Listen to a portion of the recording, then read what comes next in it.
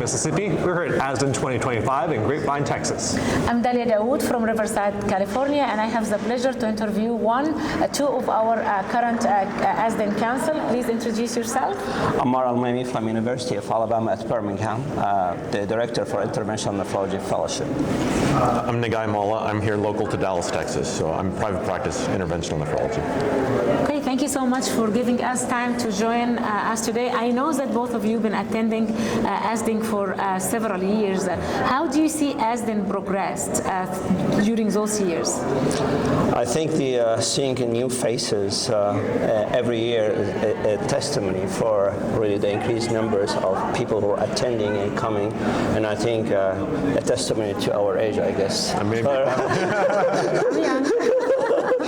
That I think, which is a great, I think, because like pass the torch to the next generation, which is very important. I think the two things I noticed this year particularly, it felt like the auditorium was much more full than usual. I mean, yesterday I was like, is everyone just sitting in the back with me? I really think the attendance is much higher this year, and the fellow involvement the poster section is bigger, the fellow section was bigger.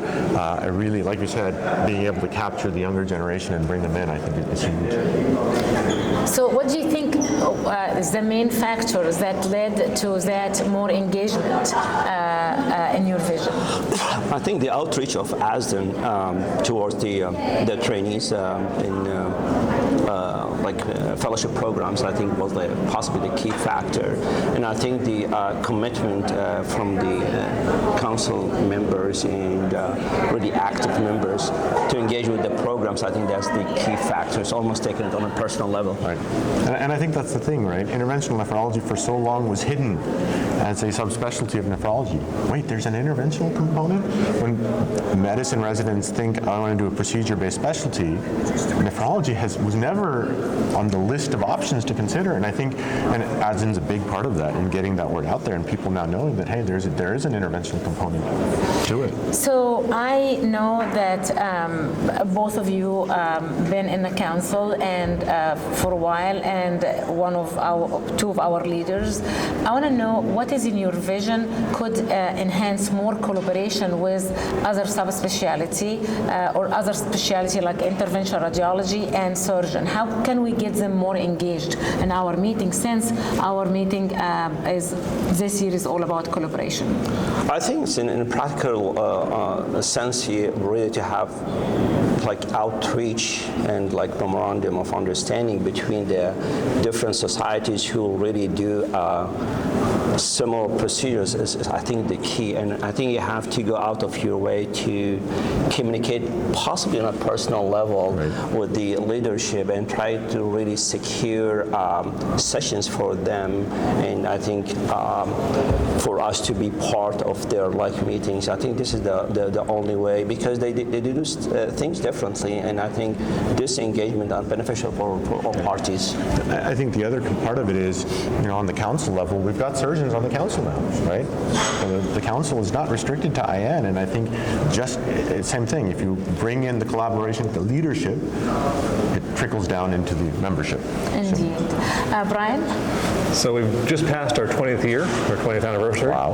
Amazing, yeah. And as you know, if you've been coming for a while, things started off a little bit slowly, and we had a lot of this is how I do it, but now we're getting much more scientific. We're doing a lot more things. What do you envision for the next 20 years? Your turn. My turn now? Your turn. If you look at dialysis care from 20 years ago to what we did now, right? I mean, then it was just balloons or not, basically. I mean, there were not, and where else can a lot of it then was, well, this is being used here, can I use it in my dialysis access? And now industry has put so much effort into dialysis care. I think, the last 5 years have been huge in terms of device creations. They're created specifically for dialysis access, whether it's creation or maintenance. And I think that's where a big boom is going to be. I think the ability for, the concept of the nephrosurgeon versus an interventional nephrologist, right? And what industry brings to us and what people are wanting to innovate to take care of dialysis patients is really where we're going to go. I think the other thing is, despite I think the challenges even to recruit for the really this mother specialty, which is nephrology, I think we have to have the attitude that we are here to stay. Yeah. Like as interventional, like I think that's the key, because some people they seem pessimistic, but I think whenever what you said about this advancement, like endo IVF, like for the last few years, it's just taking off, telling us the future is bright, and I think we are here to stay, and we are here to help out our patient. Yes, wonderful. I agree. And this year meeting, as you both mentioned, I noticed like more surgeon content, like surgery content, in during the all sessions when you look at the program. Now, Dr. Mawla, you are the leader or the organizer for SIDA with Dr. Elling. So I would like to ask you how, when I went to SIDA last year, I saw many of us part of SIDA, and we're all interventional nephrologists, we're all from ASDIN. How can we get a formal collaboration between SIDA and ASDIN in the future years? Well, all you have to do is ask. If you're asking, okay. So we're putting Dr. Mawla on the spot okay, here. we can talk. Yes, absolutely. Yeah, we would like Right. to have an ASDIN session at SIDA. So thank you for considering that. But I think this is really important to have this collaboration between the three societies. What do you think, Dr. I think it's important. I have previous experience with SIR. Or really, I went like out of my way just really to create some sort of collaboration. Unfortunately, it was during COVID, and so did not materialize. But they were like really very open. I outreach to the president and the chairs of the meeting, and they were very open, like to really. So I think everything possible, and people, I think they are open to all kind of collaboration. So that's another promise from Dr. Almehmi. You want to help ASDIN to really have some formal collaboration with Interventional Radiology Society. Now, Dr. Tamimi, when I talked to you a couple of years, you were actually abroad presenting in a conference, I believe in Dubai, somewhere in the Middle East. You're one of our council now, and I would just like to take it, or ask about your vision on how to involve more international attendance and collaboration, in your opinion.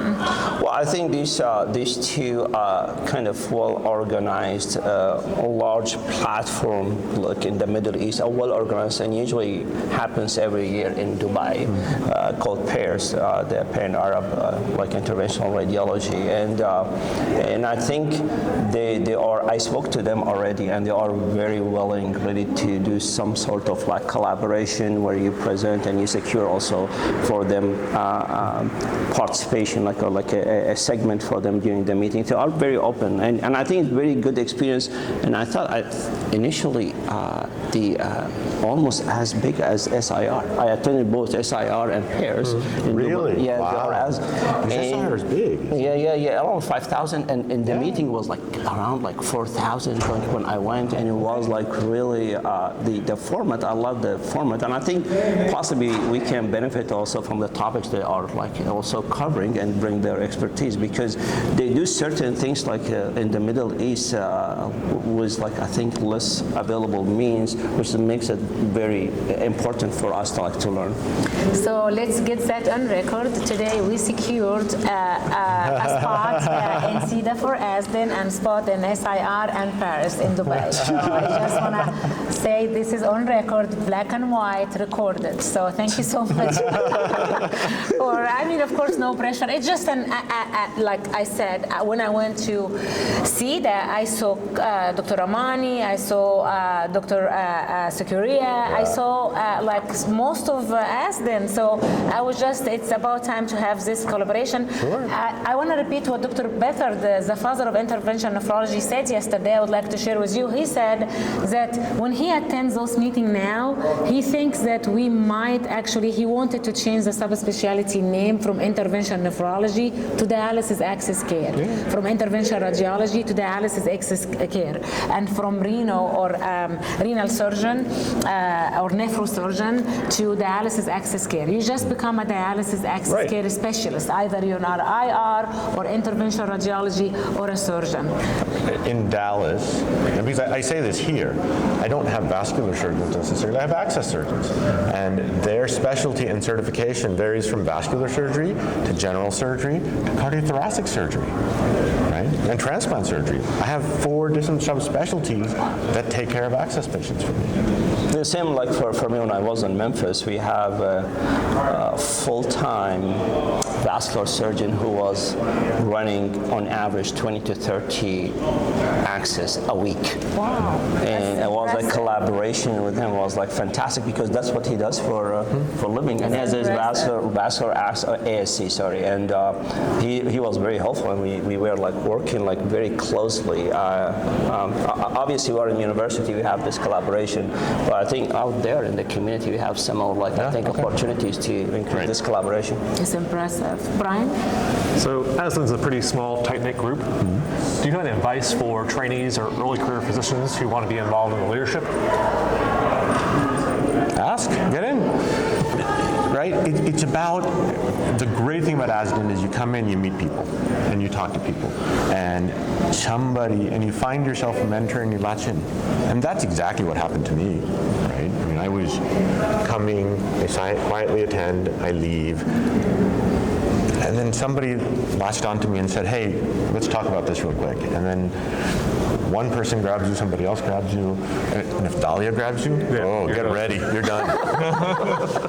I think I think it is a compliment. Intended as one, yes. Thank you. So I echo what you said, Mawla. I guess I think the word of mouth is very important because the community is very small. Yes. And sometimes like for the fellows, if you get them to see what you're doing, sometimes I grab them to the cath lab, see what I'm doing. And hey, by the way, we have the meeting. And I think that's a very effective way given I think the circumstances. We are a very small community. And I think slowly we can. You know, this weekend I talked to a couple of people, and one was a fellow last year that I met. He's a fellow this year. He's looking for opportunities, and he's like, I'm hoping to network. And I said, great. You know what? I met somebody also. Let's connect you, right? One was a fellow last year who was in practice this year, and I was like, hey, where did you land? Are you doing general? Are you doing pure intervention? What's your setup? And it's great to see that not only as a fellow are they interested, but then once they enter practice, you know what? They're still coming. They're still here. So. Yes, it's a great networking for sure. So since we have 2 of our leaders, we would like to ask you, where do you like to see ASDIN in the next 20 years? What is your vision? Where do you like to see us? A leading society in dialysis access care. I agree. The primary society in Dallas, right? I mean, and a lot of it is this collaboration. A lot of it is changing our identity to where we're access providers. What your specialty training is from fellowship from 20 years ago is less important than what we bring to the patients right now. Yeah, that's correct. Brian? Dr. Mawla, you are one of the leaders in doing percutaneous interventions for creating fistulas. Can you talk a little bit about what it was like when you were approached with this technology, and did you think initially that it was going to be something that was going to be worthwhile?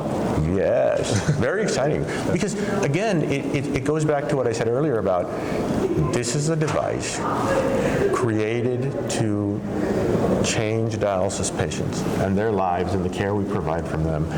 And that's the primary objective versus, hey, there's a biliary stent. Can I use it in dialysis care? Right?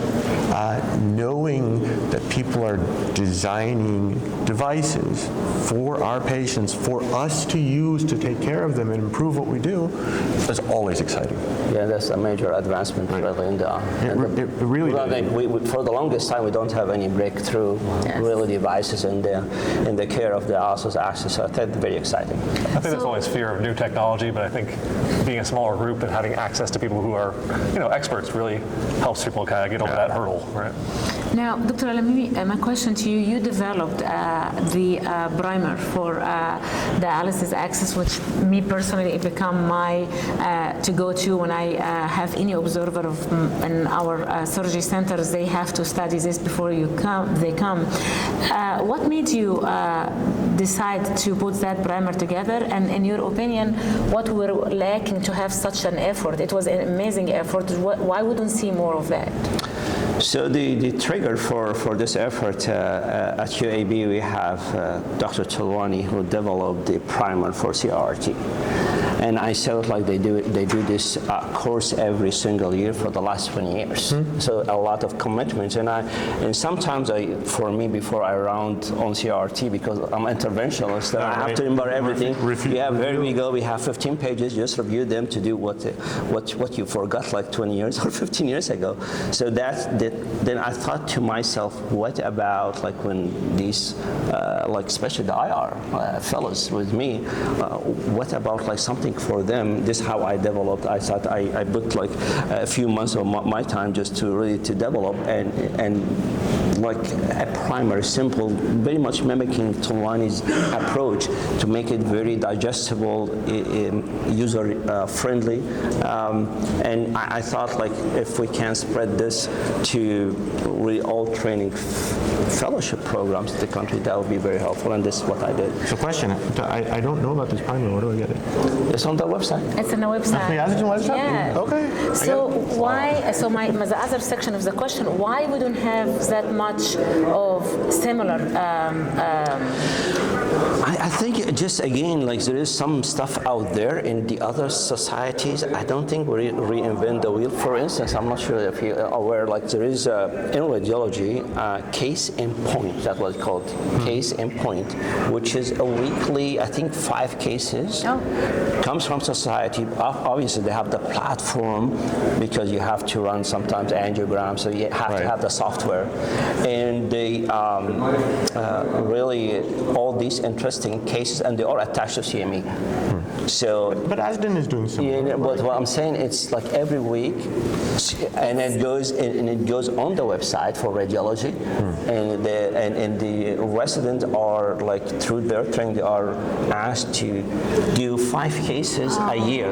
So it's interactive. Very interactive, and it's more persistent, more regular. So that's something we can communicate with our education committee to consider have similar activities, to have more interactive platform, which it's proven to, like we have our fellow education session last year, which was great, but this year is the first year we have the hands-on session for them, and some of them are nephrology fellows, some of them even an internal medicine resident, and they were very engaged and they loved it. And I saw also some from general attendance came and they wanted to play with those instruments. Brian? All right, so as we wrap up this interview, we were just wondering if you would take a moment and just speak to the membership about a message that you would have for them. So I think keep coming to ASDIN meeting.